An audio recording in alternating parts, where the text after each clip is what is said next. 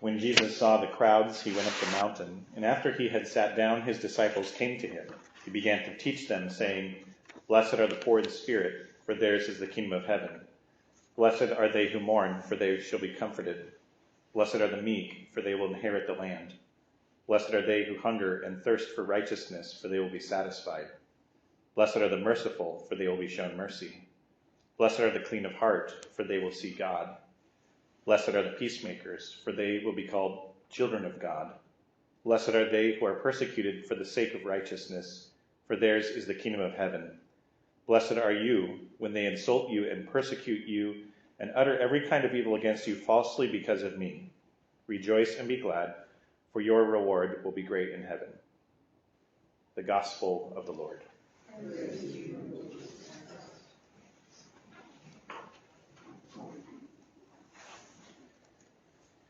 As we celebrate All Saints' Day, it is a good thing to remind ourselves that the ultimate goal of our lives is to be able to call All Saints' Day our feast day. In the very early days of the church, when the persecutions of Christians were ongoing in the Roman Empire, each person who gave his or her life for the faith, each martyr, would have their own feast day commemorating the ultimate sacrifice of giving their life for Christ. And eventually, by the 4th century, during the final of these persecutions, during the reign of Emperor Diocletian, there were so many martyrs that there were not enough days in the year for everybody to have their own feast day. So in time, there was a day in which all of these martyrs were honored all on one day. And by the 8th century, that was set for November 1st. So this is a very ancient feast day. And today, this feast day has become sort of a special day to remember all the other saints who don't have their own feast days. The little flowers in God's garden, as St. Therese would say. And that's why I say that the ultimate goal of our life is to be able to call today our feast day, November 1st, All Saints' Day. So the reason why we can say that is if your goal is to make it to heaven, then your goal is to be a saint. So the goal should be today having our feast day on November 1st. So what does it take to get to heaven, though? We're Catholics. We sort of like our lists of rules and things like that. And what are the qualities that I need to have in order to become a saint? Well, thankfully, Jesus talks about this very thing in the passage that we just heard from St. Matthew's Gospel when he gives us the Beatitudes. If you notice, Jesus begins each of the Beatitudes, each of the 8 Beatitudes, with the word, "Blessed are those." Now, what exactly does he mean when he says, "Blessed are those"? When Jesus says, "Blessed," does it mean that God's blessings will be given to these people? Yes, but it goes a lot deeper than that. The word blessed and the word that is used in Latin also means happiness. And not just happiness like, "Oh, I'm having a good day, I'm content, I'm happy," but eternal happiness, the happiness that can only be given to us and received in heaven. So when Jesus says blessed, he's referring to the life of the blessed, aka those who are living the blessed life in heaven.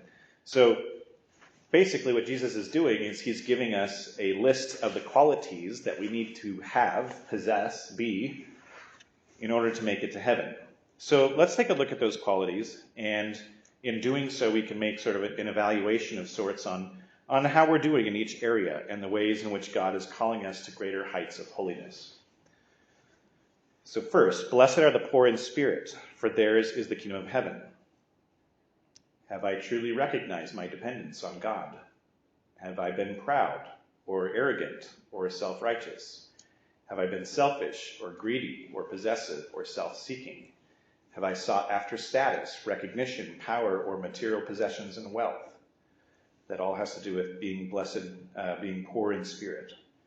Second one, blessed are those who mourn, for they shall be comforted.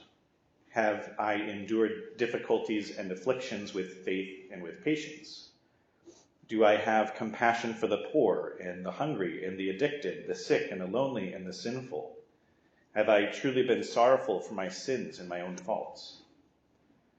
Blessed are the meek, for they shall inherit the earth. Am I gentle, or am I harsh in my behavior? Do I seek to overbear others at home, at school, work, at the office, at church, elsewhere? Have I lost my temper? Have I nursed hatred in my heart or the desire for revenge? Have I been impatient or resentful or bitter or unforgiving or insulting or abusive to others? Have I loved my enemies? That all has to do with being meek. Blessed are they who hunger and thirst for righteousness, for they will be satisfied. Do I desire to be truly holy? Do I truly yearn for God's will to be done in my life and in all things? Have I tried to cultivate a righteous and holy life through prayer and fasting and almsgiving, the reading of Holy Scripture, frequent confession and communion? Have I been lukewarm in my faith? Have I been lazy or negligent or apathetic? Blessed are the merciful, for they shall obtain mercy. Have I been merciful to others? Have I turned away from someone who needed my help? Have I turned my back on someone poor or hungry or rejected or lonely or needy?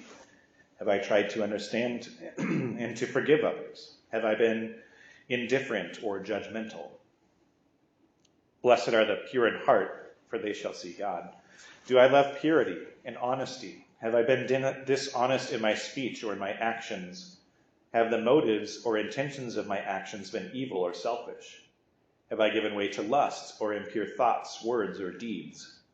Have I been guilty of prejudice? Have I been hypocritical, pretentious, or self-indulgent to sinful passions? All that is about being pure of heart. Blessed are the peacemakers, for they shall be called children of God. Am I at peace with God? Do I have his peace in my heart? Have I been angry, aggressive, or impatient? Do I foster peace at home, at work, at church, and in our community? Have I been irritable? Have I caused division or discord? Is my criticism harmful and destructive, or does it build up others in charity? That's all about being a peacemaker. Blessed are those who are persecuted for righteousness' sake, for theirs is the kingdom of heaven. Have I complained when persecuted for God's sake? Have I prayed for my enemies?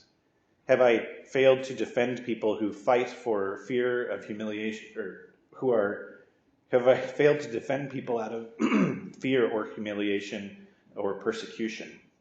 Have I had the courage to stand up for the truth despite criticism, ridicule, or persecution? Am I afraid to witness my faith in Jesus? And finally, blessed are you when they revile you and persecute you on my account. Rejoice and be glad, for your reward is great in heaven. Is the joy of Christ in my heart, even in difficult moments? Do I give thanks to God in all circumstances, or do I complain often? Have I been pessimistic, negative, despondent, or despairing? Have I truly delighted in the promise of God's treasures in heaven?